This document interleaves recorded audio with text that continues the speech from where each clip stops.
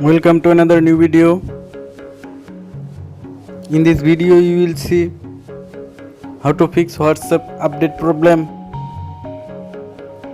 Please follow complete the process.